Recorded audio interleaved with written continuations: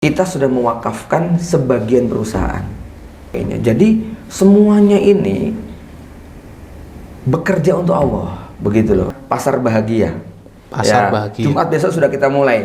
Ini para jamaah bisa datang nanti. Kajian perdana saya Jumat pagi. Ba'da subuh sampai nanti waktu syuruk, mereka nanti pulang bawa voucher, gitu kan, untuk ditukar dengan daging, telur, sayur dan aneka macam. Bayarnya pakai doa.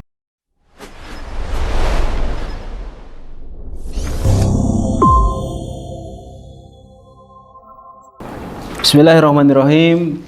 FKM Podcast, hangatkan hati, hangatkan pikiran, bersama Ustadz tercinta Ustadz Abu Fatihah Al-Adnani. Assalamualaikum Ustadz. Waalaikumsalam warahmatullahi wabarakatuh. Alhamdulillah Ustadz Abu Fatihah bisa mampir ke studio FKM Podcast. Sehat Ustadz, kabarnya Ustadz? Alhamdulillah sehat. Masya Allah. Pagi tadi kajian ba'da subuh, terus mampir kantor. Siap Ustadz. Pertama kali nih Ustadz ya? Dua kali. Dulu konten ada Palestina. sekali ya? Iya, sama teman-teman Baitul Mal ya. Baik Ustadz, apa kesibukannya Ustadz selain dakwah Ustadz? Kesibukannya yang paling berat itu adalah menata perasaan bersama keluarga. Karena sering tidak bersama keluarga. Iya. Kalau bahasa yang sering saya ungkapkan, mengelola perusahaan itu lebih sederhana daripada mengelola atau manajemen keluarga. Manajemen keluarga jauh lebih kompleks.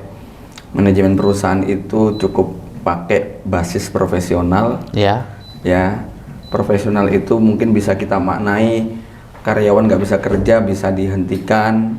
Pelanggan nggak bayar utang, bisa di stop, jangan kasih barang. Supplier barang jelek bisa di reject. Kalau sudah tua bisa dipensiunkan. Ya, kalau melanggar dikeluarkan. Tapi profesional seperti itu nggak bisa dipakai di keluarga. Di keluarga, gitu. Masa anak nakal kemudian disingkirkan. Istri sudah di SK. Ganti yang lain gitu ya. Kira-kira gitulah ya. Gitu ya Ustadz ya. Berarti sibuk sekali di perusahaan di Arafah ya. Arafah Ustadz ya. Kalau di Arafah ini pasca Ustadz Tri Allahyarham itu tiada, memang relatif sebagian besar tugas dan amanah beliau itu terlimpah. Karena memang sampai jauh ini belum ada teman-teman yang barangkali berada di posisi beliau sehingga sementara amanahnya balik ke kita. Begitu juga sebagian tugas-tugas dakwah beliau, terutama yang ada di Arafah sendiri. Program-program keluarga sakinah misalnya, ya seperti itu. Ustadz Allahyarham Ustadz Tri dulu di Arafah menjabat sebagai apa Ustadz? Secara posisi GM. Begitu. GM ya, Dulu beliau sebagai direktur gitu kan ya. Kemudian apa namanya, ya biasalah ya, pergantian, kemudian penyegaran gitulah ya. Tapi secara posisi beliau sangat strategis sekali kaitannya, karena yang membersamai teman-teman adalah beliau. Saya paling ke kantor sepekan sekali, rapat itu hanya sebulan sekali. Begitu. Oh ya, berarti sekarang GM-nya Ustadz? Ya mungkin nggak pakai GM ya. Nggak pakai GM, langsung owner gitu ya? Langsung direktur. Direktur ya. Begitulah. Baik. Ustadz, kalau teman-teman main ke Solo biasanya agak kurang kalau belum mampir ke Arafah. Itu mindset itu memang terjadi Ustadz. Saya beberapa kali kedatangan tamu dari luar yang sudah kenal Arafah itu. Ya memang destinasi pertama itu Arafah, harus ke Arafah. Ya walaupun di Arafah ya paling beli buku atau apa, penasaran itu Arafah. Sebenarnya Arafah itu sudah ada sejak tahun berapa Ustadz? Awal mulai ceritanya gimana Ustadz? Kalau kaitannya dengan nggak lengkap ke Solo nggak ke Arafah, itu bisa dibilang mimpi kita tahun 2007-2008 ya, ketika ngelihat di Bali itu loh, Dagadu itu kan punya slogan Dagadu Jogja. Dagadu apa namanya? Kaos Bali itu. Kaos Bali itu. Joger. Oh, Joger, iya. Ya, Joger ya. Joger itu punya slogan, ke Bali nggak ke Bali kalau belum ke Joger gitu loh ya. Gitu. Itu kan menarik ya. Ketika orang itu seneng barangnya diborong, Joger nggak boleh gitu ya, maksimal beli 12 piece gitu kan ya. Kenapa? dia pengen memastikan semua orang Indonesia yang pakai kaos jogger pernah ke Bali gitu loh. Karena nggak boleh beli online, nggak boleh beli borongan, nggak boleh dijual di mana-mana. Ya saat itu kemudian terinspirasi lah gimana ya caranya orang itu belum ke Solo, belum lengkap ke Solo kalau nggak ke Arafah. Berarti kan berbagai macam sarananya, kemudian intinya yang tidak ada di tempat lain, itu yang kemudian kita coba untuk hadirkan. Kalau tentang nama itu tahun 2000. Tahun 2000 sudah itu dimulai dari tahun 2000, tapi bibit-bibitnya itu tahun 96, 97. 90. Ya, artinya ada nama Kisti Sofa Abadi, ada nama apa ya? Nama-nama merek produk lah. Tapi kemudian tahun 2000 diputuskan bikin nama Arafah sebagai nama penerbit. Berarti dimulai dari penerbitan. Tepatnya tahun 2000 gitu. Ya. Jadi penerbit, baru setelah itu ada toko. Awalnya malah toko. Ceritanya gimana Ustaz? Antum kok bisa jualan, sedikit cerita Ustaz? Kalau cerita memang ini ya bisa jual dari, buku itu gimana Ustaz? Satu gini, dari mondok udah seneng buku, sampai waktu itu punya slogan begini. Punya moto ya, bahwa saya di pondok harus menghabiskan uang untuk beli buku. Kenapa? Takut nanti kalau jadi ustadz nggak bisa beli buku. Oh gitu ya. Kenapa nggak bisa beli buku? Ya tak pahamlah gajinya ustadz berapa, gitu ya. Kemudian mumpung jadi santri, mumpung duitnya masih longgar, nggak dipakai buat biaya anak istri, totalitas buat beli buku gitu loh ya. Tapi seiring waktu kan justru kita jadi kenal toko buku, kenal percetakan, kenal macam-macam. Nah disitulah kemudian niatan untuk jualan buku sekalian ada, gitu ya.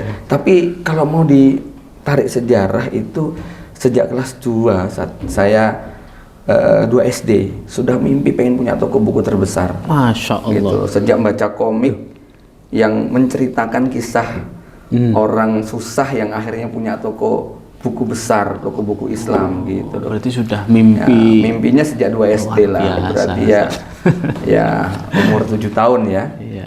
40 tahun yang lalu. Berarti sejak kecil sudah akrab baca buku ya Ustaz?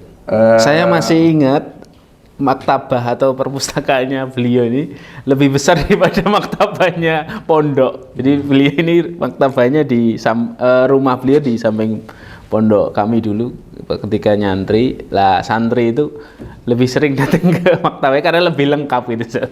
Jadi itu Zat, koleksi sejak muda buku-buku yang ada di lah ya. Jadi kalau cerita masa kecil memang bisa dikatakan dulu hiburan paling favorit itu ke perpustakaan tapi bacanya komik.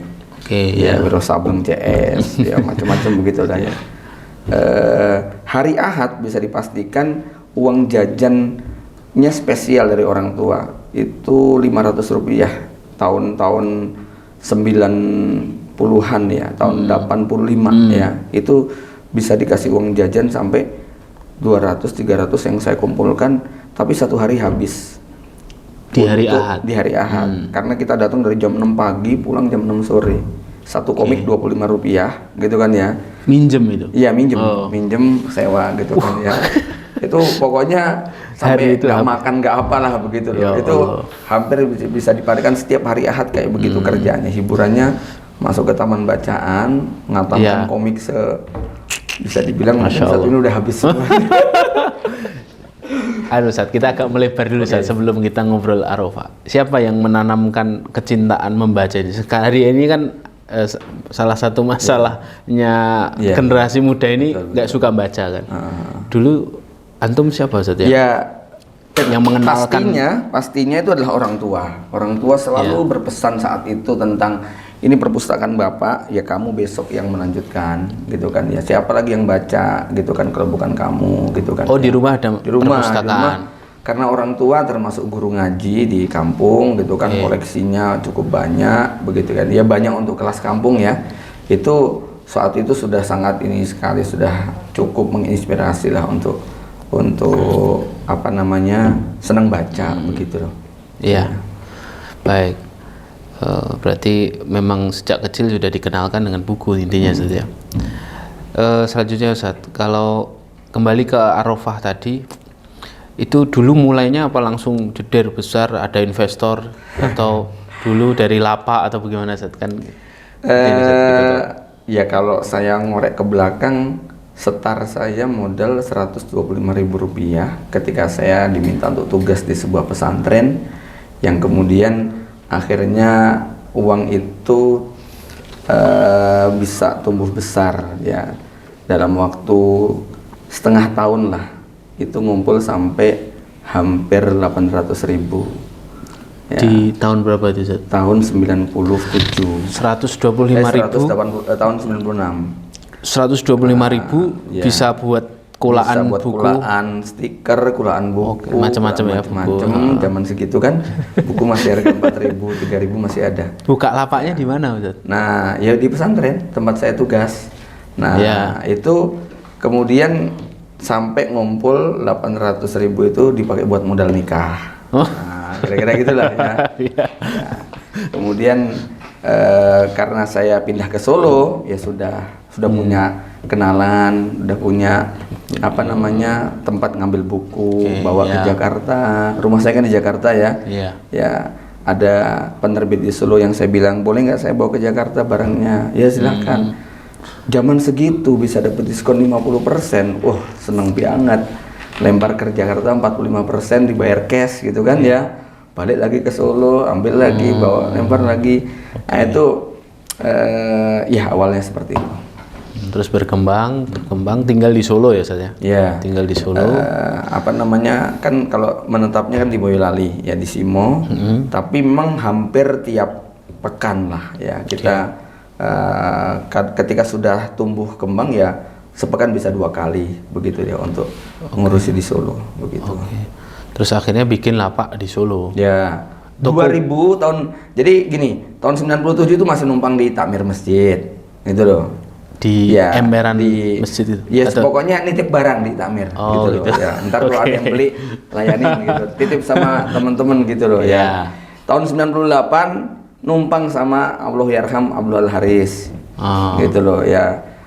Beliau ngontrak 1 juta, saya urunan 300.000 lah setahun gitu loh ya. Baru tahun 2000 ngontrak di Gang Mawar. Ya, kos-kosan itu 4x4. Iya. Gitu tahun 2000. Untuk buka toko buku. Ya. Ketika itu penerbitnya sudah ada ya? Belum ya, akhirnya setelah buku. kita jualan buku, coba nerbitin kok kayaknya apa namanya bisa deh begitu loh ya. Akhirnya terbitlah buku pertama Hisnul Muslim. Hisnul Muslim ya. Buku yang memang sampai hampir sekarang menjadi inspirasi semua penerbit baru di Solo. Penerbit baru. Gimana ceritanya? Kalau enggak, jadi gini, penerbit di Solo itu kalau mau mulainya dari Hisnul Muslim. Oh gitu ya. Karena pasti laku, gitu loh ya. Mau berapa jumlahnya tuh, saya ngitung di Solo tuh yang punya Hisnul Muslim ada 6 apa 7 atau 8 begitu. Iya. Semuanya pada punya Hisnul Muslim dan ternyata jalan. Laku gitu. semua, baik. Iya, Ustaz. Terus akhirnya terjun di dunia penerbitan. Antum sudah mulai aktif menulis itu Ustaz ya? Atau sebelum itu sudah nulis? Iya. Tapi saat itu bentuknya adalah ngeringkes jadi agenda. Waktu itu populernya agenda ya.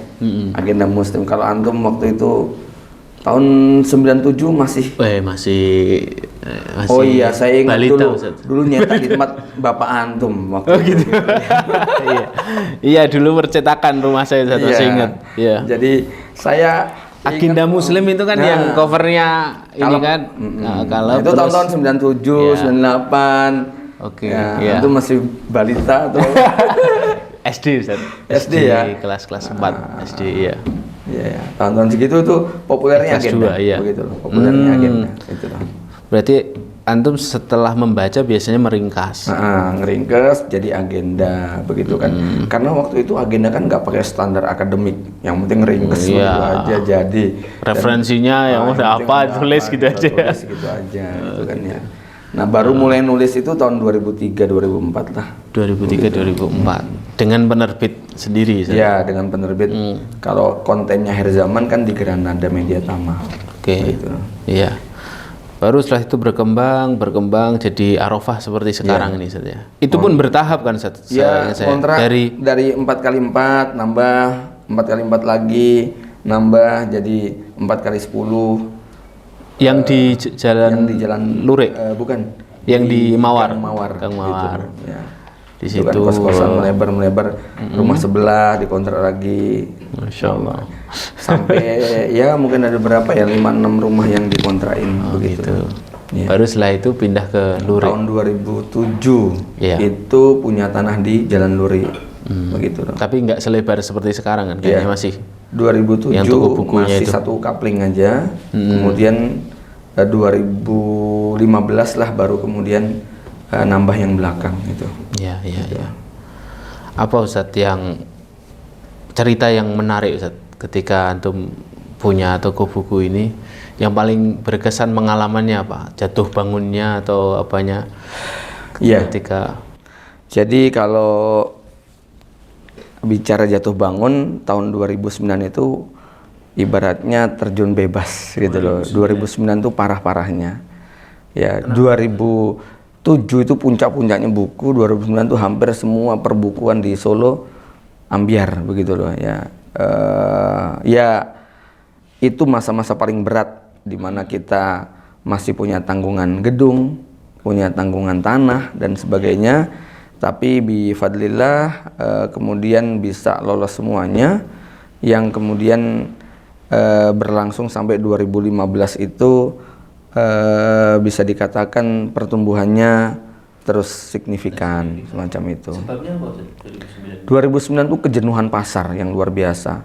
Jadi ibaratnya orang begitu semangat karena waktu 2006-2007 itu pasca tsunami ya. Pasca tsunami itu banyak bencana, kemudian orang merasa sangat perlu untuk kembali ke agama. Maka buku-buku dengan konten tazkiyatun nafas, tentang sabar, tentang ikhlas, tentang percaya kepada takdir, itu sangat ini banget ya. Termasuk juga tema-tema kiamat saat itu sedang populernya. Nah 2009 tuh kejenuhan pasar sudah tinggi. Jadi kemudian bisa dikatakan saat orang pada berlomba-lomba menerbitkan itu jatuh semuanya. Nah cuman waktu itu bedanya Arafah itu kan bukan hanya penerbitan. Sejak tahun 2003-2004 itu kan sudah ada pakaian, sudah ada herbal ya. Cuman cukupnya kan kecil sekali. Bahkan ketika pindah ke toko baru tahun 2008 itu juga semakin lengkap ya, pakaian, herbal, kemudian ada ya belum ada, hanya warung makan aja itu kan ya. Tapi tadi kecil-kecil gitu kan. Nah, ketika 2009-2010 itu terpuruk, 2010 melebarkan ke herbal untuk dibesarkan dan qadarullah terjadi percepatan gitu kan. Tapi prinsipnya begini, yang buat saya bisa dijadikan sebagai inspirasi, siapapun teman-teman yang merasa terlambat berbisnis karena sudah didahului dan sebagainya, maka saya hanya bilang percayalah bahwa terlambat itu lebih baik gitu loh ya, daripada nggak mulai-mulai. Jadi dulu ketika kita mau memulai membesarkan herbal misalnya, sudah ada ini itu dan sebagainya, kita udah belakangan banget lah gitu kan ya, udah terlambat banget gitu, kita mau sudah kalah lah kalau bisa bilang dengan para kompetitor gitu ya, udah terlambat begitu ya. Tapi nggak apa-apa ya, mulai dan akhirnya tumbuh sebagaimana sekarang. Begitu juga ketika kita mau nyoba untuk melebar ke pakaian, fashion, kita bilang udah terlambat lah ini dan sebagainya, sudah ada pionir-pionirnya, tapi ya tetap kita mulai begitu kan ya, dan ya jadilah sebagaimana sekarang. Termasuk yang terakhir ini Quran gitu kan. Saya termasuk tidak punya bayangan ya, karena membayangkan bahwa mekanisme untuk bisa menerbitkan Quran ini banyak sekali yang harus dilewati begitu kan ya. Ya artinya kan untuk bisa memiliki mushaf yang standar, yang taskhih, yang saya belum membayangkan gimana ini prosesnya, sampai akhirnya kemudian ini kita ditawari bikin Quran sendiri begini-begini dengan akadnya, bismillah mulai. Nah ternyata 1 tahun memulai itu lompatan Quran itu bisa 50% dari buku, gitu loh ya. Ya itu tadi, tidak ada yang terlambat. Padahal saat kita mulai, pemain Quran itu sudah mungkin ratusan penerbit gitu kan ya. Tapi ternyata dijejali begitu saja, kebutuhannya masih sangat ya. Jadi ya pesan moralnya kira-kira begini, bahwa kalau hari ini teman-teman ada yang mau mulai begini sudah ada, mulai ini udah ada, ya pasti semuanya udah ada. Wong kita lahir belakangan, kan gitu loh ya. Ya mau pioner apa? Hari ini sudah nggak ada yang original gitu ya. Sudah nggak ada yang original gitu ya. Semuanya sudah ada gitu kan ya. Nah, yang menjadi pegangan adalah bahwa manusia terus lahir gitu kan ya. Manusia terus lahir, pasar tetap senantiasa ada. Semacam itu yang membuat kita harus optimis lah, macam gitu. Kalau untuk bertahan Ustaz, antum kan dulu kompetitornya tentu tidak banyak awal-awal ya. Iya betul. Penerbit itu kan sekarang penerbit kecil banyak. Itu tentu kan pasar yang sama kan, pembaca. Itu bagaimana? Tipsnya apa? Jadi dulu dalam diskusi-diskusi bisnis, Allahyarhamu Satria Asmoro sering menyampaikan tentang jurus lompat kodok namanya. Jurus lompat kodok itu adalah kodok tadi lompat yang setinggi-tingginya, gitu kan ya, yang sejauh-jauhnya. Artinya apa yang tidak dipikirkan oleh kawan-kawan, yang tidak dipikirkan oleh para mitra atau kompetitor atau apa, itu harus cepat-cepat kita pikirkan, ya. Maka terjadilah seperti sekarang. Yang punya toko buku itu banyak. Yang punya toko herbal itu banyak, yang punya toko pakaian itu banyak, yang punya kantin banyak, yang punya kafe banyak, yang punya bisnis online banyak. Tapi yang punya menggabungkan di satu tempat, gitu loh ya. Nah, di situ yang konsep sejak awal dibangun gitu kan, sehingga kita memahami psikologi konsumen, mereka butuh yang namanya kenyamanan, privasi. Itu yang barangkali di tempat lain kurang mendapatkan inian lah ya. Ya kurang mendapatkan pelayanan begitu ya. Sehingga ketika mereka mau datang masuk muter-muter sejam 2 jam nggak beli, no problem gitu. Seharian mau naik turun nikmati, misalnya ada nasi berkatnya toh gitu. Cuman ngambil air putihnya toh dan sebagainya ya, misalnya tanpa modal lah mudahnya ya. Itu nggak ada perasaan malu. Kenapa? Nggak ada yang mencurigai, nggak ada yang nanya-nanya. Berbeda dengan kalau tempat satu kecil muter-muter udah ditanyain aja, Mas mau cari apa? Mau cari apa? Nggak beli-beli. Jadi kita terserah, bebas gitu loh ya. Itu satu. Yang kedua, kita yakin ya bahwa rezeki itu konsepnya kadang-kadang seperti karambol. Nyentilnya di sini cetil, tapi nyemplungnya di sana. Ya. Dia mungkin datang nggak beli, tapi kan di otaknya pasti muncul inspirasi, gitu kan? Dia akan cerita, oh di ini aja di nah, itu yang buat kita tanamkan sama teman-teman bahwa Allah itu ngasih rezeki itu sesuka yang Allah inginkan. Ya kita sedang membuka dari berbagai sisi. Ya jangan disangka satpam itu nggak mendatangkan rezeki loh, walaupun dia itu nggak transaksi, kan gitu toh? Ya jangan disangka bagian kebersihan itu nggak mendatangkan rezeki ya. Bayangkan kalau satpam nggak peduli, tukang bersih-bersihnya juga jorok gitu ya, pasti orang males gitu kan. Walaupun mereka itu tidak mendatangkan rezeki, tapi mereka punya peran gitu ya. Ya mungkin kita jor-joran iklan di bidang ini, yang lakunya herbal, yang nggak pakai iklan gitu kan ya.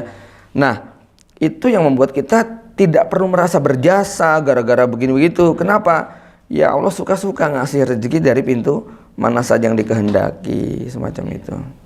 Jadi teman-teman yang ada di luar Solo, kalau belum tahu, di Solo ada toko buku Arafah Store itu. Ya, dulu namanya ada Arafah Square, Arafah Syariah Square gitu ya. Itu generasi dulu ya bikin nama-nama, mungkin ada Solo Square, dia bikin Arafah Syariah Square gitu ya. Udahlah toko Arafah gitu aja lah. Ya orang sudah tahu. Ya, jadi justru kita malah ya kita mau mencoba meredupkan dari sisi formalitas begitulah ya.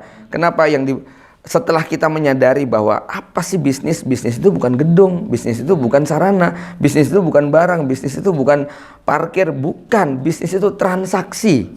Ya, mau punya gedung, punya barang, punya ini, kalau nggak ada transaksi percuma. Maka kita fokus kepada transaksi. Jadi di Arafah itu ada lengkap. Kalau saya bilang one stop Muslim activity. Jadi orang mau 24 jam ya enggak 24 jam saja.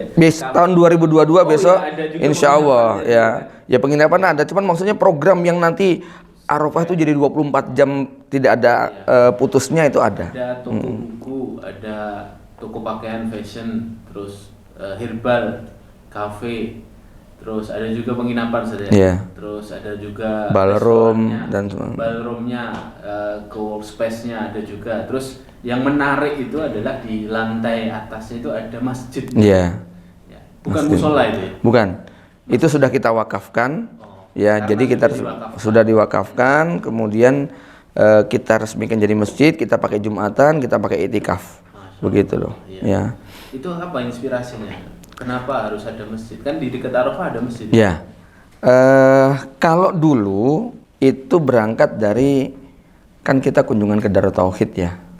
Nah, magnetnya itu menurut saya ya Masjid Darut Tauhid itu sendiri yang menjadi pusat inian ya.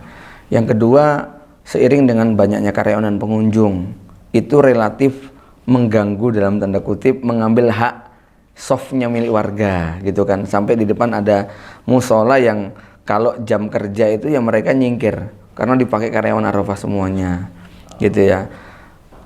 Kita merenung, kita berdoa, ya Allah pengen punya masjid gitu kan ya, pengen punya masjid yang kita bisa beraktivitas, kita bisa banyak hal lah gitu kan ya, sehingga istilahnya apa ya, mu'alaqatun bil masajidnya dapat gitu. Ya, jamaah tidak terlambat, kemudian tempatnya nyaman kan, karena kita yang mengelola. Waktu itu punya rencana kalau bisa dapat tanah di depan Arafah itu yang mau kita buat masjid. Tapi seberangnya, tapi kita berpikir, loh, lantai 3 kita ini sudah konstruksi jadi, itu lebih murah, lebih praktis dan lebih asik gitu kan ya. Kalau didesain untuk masjid ini kayaknya lebih menarik. Akhirnya ya ide itu tahun 2015 ya. Akhirnya kita konsep untuk masjid di lantai 3 semacam itu.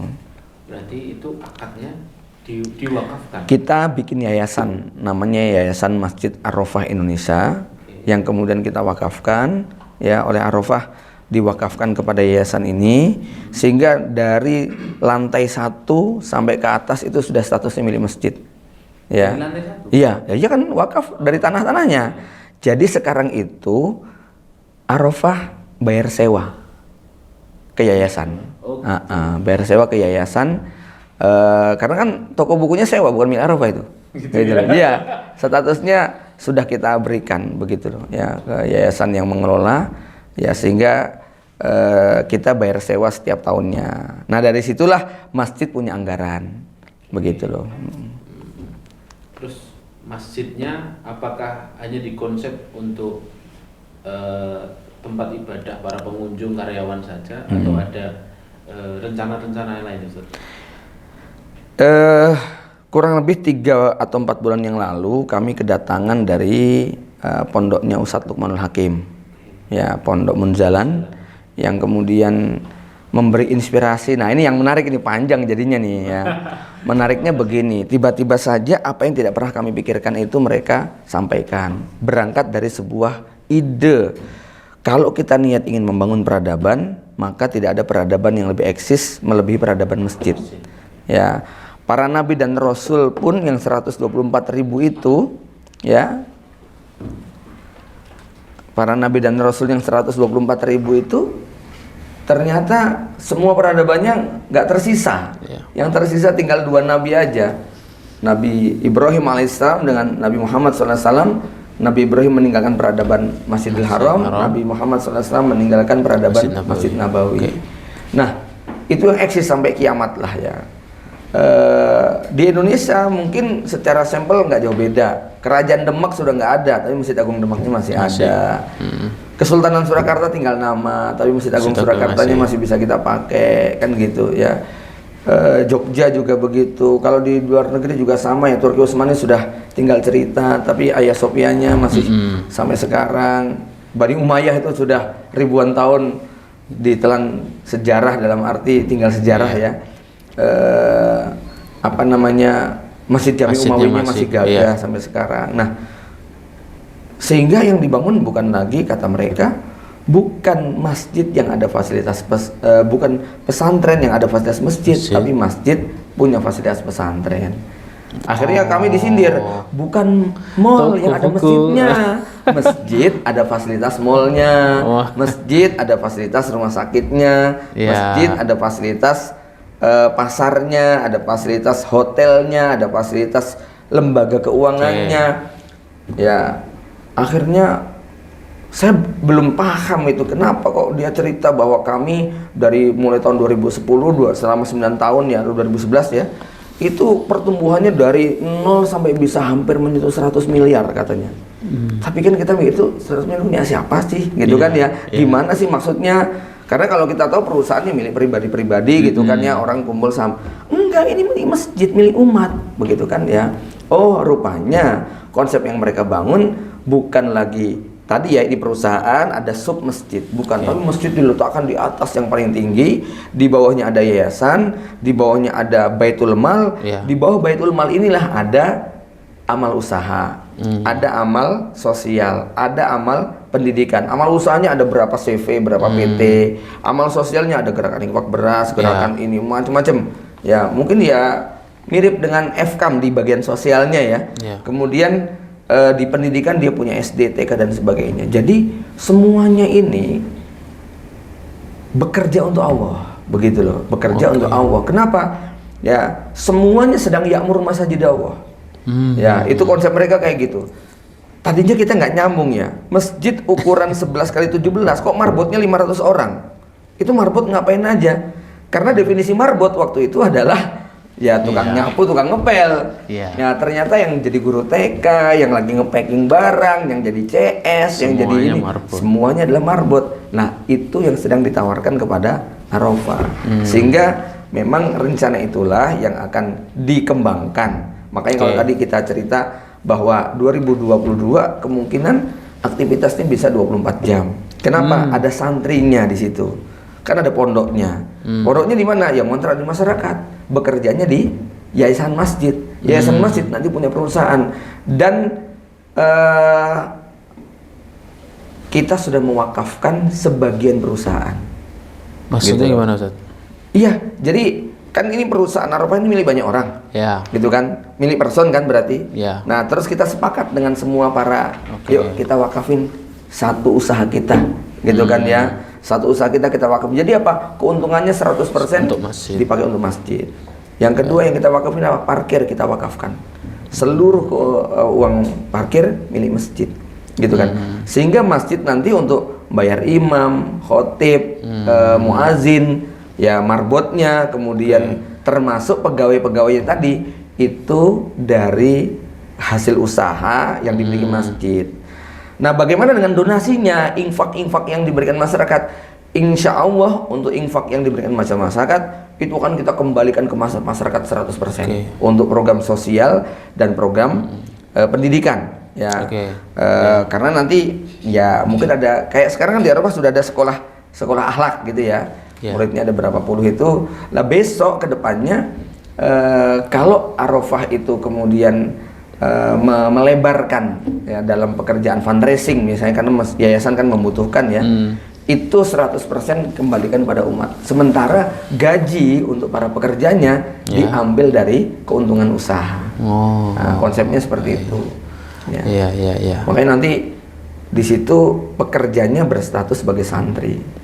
Ya, di mana mereka punya aktivitas mirip seperti santri. Ya, jam kerja di Arafah, di luar jam kerja nyantri lagi, gitu loh. Maka itu yang membuat nanti ya'mur masajid Allahnya bisa maksimal. Insya Allah begitu. Nah, buat masyarakat di Ngeruki dan sekitarnya, insya Allah ini kolaborasinya cantik. Kenapa? Kami tidak akan ya bahasa ininya kasarnya ngerebut jamaah ayo sholat di Arafah, enggak ya. Mereka sudah punya masjid sendiri-sendiri, justru kami akan mencoba menawarkan kerjasama dengan masjid-masjid yang selama ini barangkali nanti belum punya usaha, fundraisingnya terbatas. Nanti dengan kolaborasi ini kita bisa berbagi gitu kan, kelebihan-kelebihan ya mungkin dana CSR dan sebagainya bisa kita selama ini sudah ke masyarakat sudah gitu kan ya, tiap bulan itu kita bagi-bagi kepada masyarakat. Dan kalau dulu kan ada namanya Jumat Barokah ya, setiap pagi itu tiap pagi itu kan Jumat Barokah kita bagikan sekitar 500 porsi gitu kan. Nah cuman kalau itu kan pengunjung dari luar. Ya artinya orang datang lewat, masyarakat juga ada. Kalau sekarang enggak, kita bagi sampai ke 3 atau 4 RW gitu. Masyarakat sekitar. Masyarakat, jadi dapat bingkisan lah ya tiap bulan. Tapi mereka dapatnya giliran ya, karena jumlahnya banyak. Satu bulan itu hanya 3 RT yang kita bagi. 3 RT yang kita bagi. Kemudian ya kata mereka enakan begini Pak, begitu loh ya. Kenapa? Semuanya merata. Kalau Jumat Barokah kan ini apa namanya, dia terus yang dapat begitu loh ya. Dan yang jauh-jauh nggak kebagian katanya. Nah, tapi insya Allah besok dua-duanya kita hidupkan. Yang berjalan ke masyarakat tetap, yang Jumat Barokah ini akan diganti dengan namanya Pasar Bahagia. Pasar Bahagia. Jumat besok sudah kita mulai. Ini para jamaah bisa datang nanti.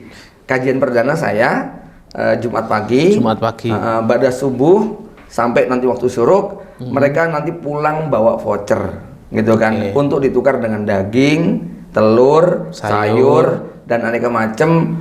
Bayarnya pakai doa begitu. Masya Allah.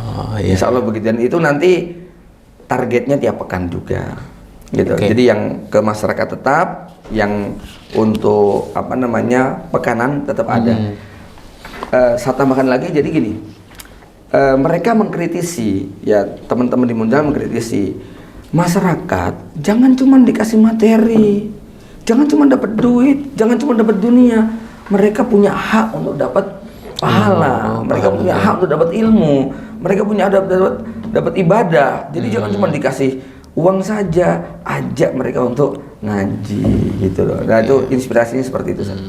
Kalau pemikirannya terbalik gimana, Ustaz? Nanti masyarakat datang untuk dapat voucher untuk ini, gitu gimana, Ustaz?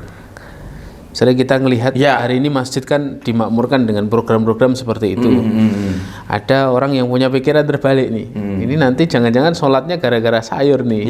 Itu gimana secara ininya? Pola seperti itu kan di zaman Nabi juga ada ya. Dimana ya tentu person ya, person gitu ya. Tapi person ini bisa dikatakan mewakili masyarakat hari ini. Yang mereka dalam tanda kutip yu'minu billah ala harfin gitu ya. Amanah billah ala harfin. Pas ada harfnya gitu ya, ada vouchernya, ada ininya, datang berangkat, gitu kan ya. Tapi seperti cerita beberapa sahabat yang aku dulu benci sama Nabi, tapi la yazalun nabi yu'tini gitu ya. Allahu ala qalbihi. Nah, hubba. Akhirnya Nabi. Ya cintalah mereka begitu. Dan ada prinsip begini, separuh hati manusia itu ada di tempat duitnya. Separuh hati manusia. Separuh manusia ada pada tempat uangnya. Kalau kamu ingin kuasai hati manusia, ambil tempat uangnya.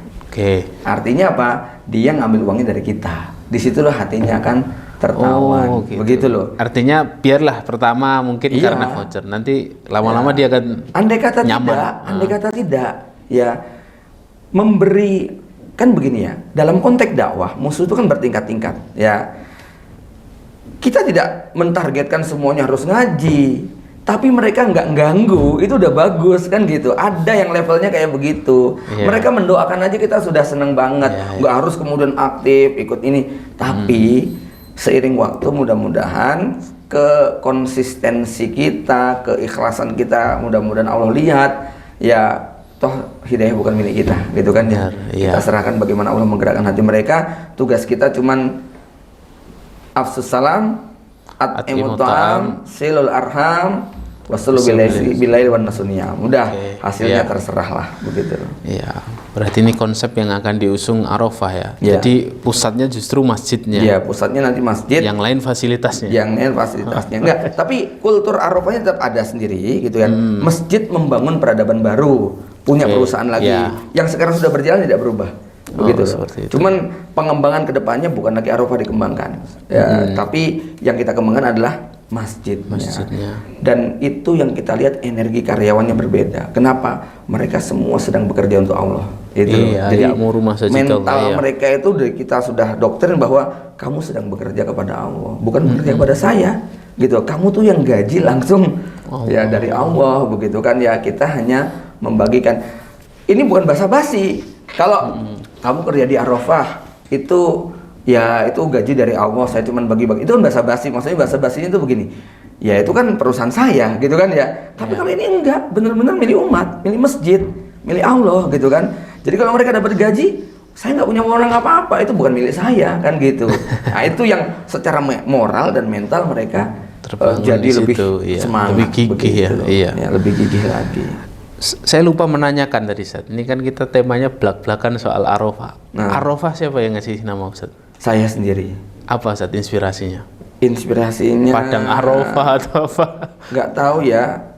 Ya saya seneng saya punya saudara namanya ada Arafahnya gitu, ya udah saya kasih nama. Tapi enggak. Saya dulu ini zaman segitu ada tokoh namanya Yasir Arafat. Oke. Ya. Yasir Arafat itu artinya kan gampang ketahuan. Oh gitu.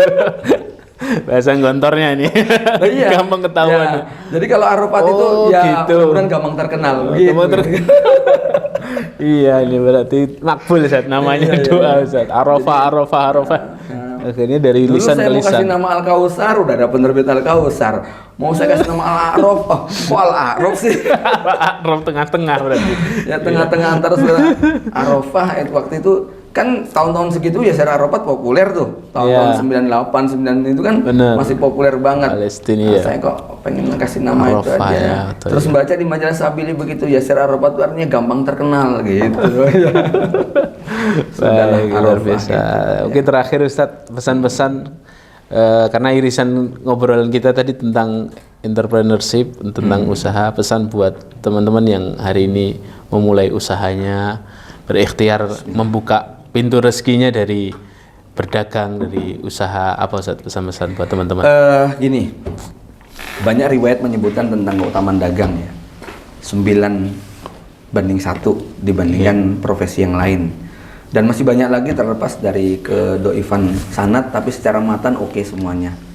Ya, sehingga saya sampai pada keyakinan tidak ada pintu rezeki yang lebih berkualitas, lebih bergengsi, lebih bernilai di sisi Allah daripada dagang. Karena urutannya yang pernah saya pelajari itu ranking 1 ghanimah, tapi ghanimah sekarang nggak ada gitu. Ranking 2 dagang, ranking 3 itu al-kasb wala nafsi, profesionalisme, jadi dokter, jadi pengacara, jadi skill ya. Skill lah ya. Nomor 4 adalah bekerja ke orang lain, jadi karyawan. Nomor 5 itu adalah tani, ternak, gitu kan. Nomor 6 ngutang, gitu ya. Ngutang itu pintu rezeki juga, tapi paling bawah banget gitu loh ya. Jangan sampai rezeki kita yang paling bawah gitu loh. Nah, dari situ kita ngerti pintunya adalah dagang, begitu kan ya. Bahkan sampai pada pikiran bahwa kalau kamu pengen sesuatu, saya katakan pengen punya lompatan, tidak ada cara yang lebih pasti daripada dagang. Kamu nggak ada bakat jadi penguasa, kamu nggak ada bakat jadi PNS, kamu nggak ada bakat jadi profesional. Udah pintunya hanya dagang aja. Kenapa? Kalau saya terinspirasi bahasanya Ipo, mau kaya itu pintunya 4 gitu ya. 1 dagang, 2 jadi penguasa, 3 nikah sama janda kaya, gitu ya. 4 nunggu warisan orang tua, gitu loh. Ya, nomor 4 ini tentu nggak semua orang. Orang tuanya kaya. Iya. Nomor 3 peluangnya kecil banget. Siapa yang mau juga sama Siapa kamu? yang mau sama kamu gitu loh ya. Ya pakai pelet apa gitu ya mau sama kamu. Nomor 3 jadi penguasa, modalnya tahu sendiri. Iya, mau nyalek harus modal dulu gede. Mau dagang pakai modal 10 miliar bisa. Pakai modal 10 juta bisa. Pakai modal 1 juta bisa. Ngambil barang dulu juga bisa. Pakai modal 10.000 bisa, nggak pakai modal bisa. Artinya dari 4 pintu berpotensi dapat rezeki, ini pintu nomor 1 adalah pintu yang terbuka paling lebar. Ya, karena yang dibutuhkan itu kemampuan untuk menawarkan barang. Dalam bahasa mudah begini, bisnis itu hanya memindahkan barang dari tempat yang murah ke tempat yang mahal. Udah itu aja. Gitu ya. Sesederhana itu, gitu loh ya. Nggak jelimet-jelimet begitu ya. Jadi kalau kita tahu tempat yang murah di mana, tempat yang mahal di mana, udah tinggal dilempar. Ada selisih begitu. Margin ya intinya. Jadi teman-teman tekuni pintu ini, dan kita tahu bahwa semangat ini saya bersyukuri bahwa umat Islam sudah mulai melek kalau dibandingkan tahun-tahun 80-90-an begitu. Semangat untuk berdagang ya. Baik Ustaz, terima kasih banyak Ustaz, jazakumullah khair sudah berbagi banyak hal ini, terutama tentang ilmu dan motivasi kita untuk memulai berdagang ya. Salah satu pintu selain pintu penguasa dan pintu janda kaya. Terima kasih Ustaz, jazakumullah khairan. Semoga lain kali kita bisa bahas yang lain Ustaz di tempat ini. Barakallahu fikum. Demikian teman-teman FKM Podcast. Saya dari Studio FKM Podcast bersama Ustaz Abu Fatihah. Assalamualaikum warahmatullahi wabarakatuh. Waalaikumsalam warahmatullahi wabarakatuh.